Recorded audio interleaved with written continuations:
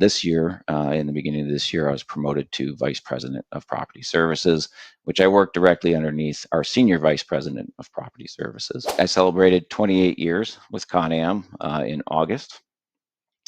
So it's been a minute. It's been like a blink of an eye. It goes quick. When you look back on it, it goes very, very quick. So I think one of the biggest thing I can ever say is just open yourself up to always learn. I mean, there is just never an opportunity not to learn something. In our industry, most of the times we are, good at a lot of things, but experts in none. We have enough knowledge to be just dangerous on certain things, so it's always learning. I can tell you, it's been a journey of learning. Recently, we bought a drone so that we don't have to climb up on roofs anymore when we're doing due diligence, right? I can now fly a drone over, buildings and over the property to get good visuals and see what's going on, see if we have to do further inspection on a roof, right? But what did I know about a drone before we bought it? Not a whole lot, right? But I learned how to fly it. But then we learned, you know what? You can't just fly a drone. You have to be licensed to fly a drone. You can't just go out and start flying a drone around. Why we, you got to get a license for that. Well, I went out and now I've got my drone license. It wasn't easy. I can tell you that. I don't know if you've ever done it before, but I haven't. Not yet. I joked, when we talked about it. I said, "Yeah, I'll go get my drone license," just thinking it was this little thing to do, fill out some paperwork, get my drone license. No, it's a huge ordeal. I didn't pursue to be in the industry. It wasn't even something on my radar.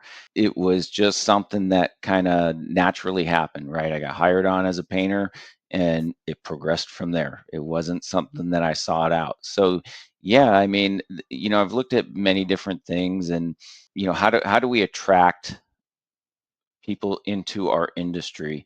And I think it's hard. It's a little difficult because we're like this shadow industry, right? That people fall into, and then they go, "Wow, this is pretty neat." There's not, I mean, there's some CAMT schooling and things that you can do, but realistically, if you're not already involved in the multifamily industry, are you going to know about CAMT? Are you going to go and pay for those certifications and things like that? What is your pay coming into this industry as somebody with no knowledge, with no experience, compared to something else? I don't know. And right now, it's so difficult. It's so difficult when you can walk down the street to a fast food place and make, 17, 18, $20 an hour walking in the door. And we're competing with that right now, right? Will that stay the same? I don't know. I don't know how sustainable that is or not, but I don't know. Sometimes today you'll get individuals out there who will say, "Well, I'm not doing that. It's not my job description." And when I hear that, I don't have much value for you anymore because you're not willing to take a next step. You're not going to be a leader for me. If everything that has to come out has to be specifically in your job description for you to do, look, I can sum up a job description very easily, right? You can write as many job descriptions as you want, and you can put as much as you want into any job description. But it's very simple in my view, okay? And it's strictly my view, okay? A job description is simple. Do what your supervisors asks you to do unless it is not safe. Going from that in-person training to that tech, everybody's big on tech these days, right? So that's one of those things implemented to help our learning path for our maintenance teams. Now, Interplay has a huge catalog of classes, like unimaginable amount of classes. So you have to be very careful with that because they cover many different industries, not just multifamily.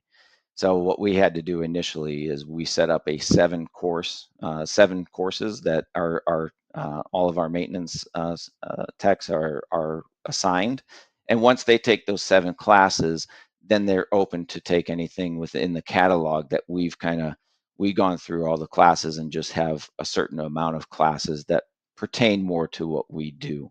As far as leadership goes, one of the big thing, I have a couple cores, right? There's a lot to leadership. I mean, you can you could talk for hours about it, right? But there's a couple cores, right? Number one to me is always lead by example. It's a very, very simple concept, but sometimes people don't get it, right? I mean, just lead by example. Be available for your team. Be available out there as a leader in your community, in your, whatever you're doing. Be available for people and lead by example. Don't be afraid, to jump back in there and get dirty. I mean,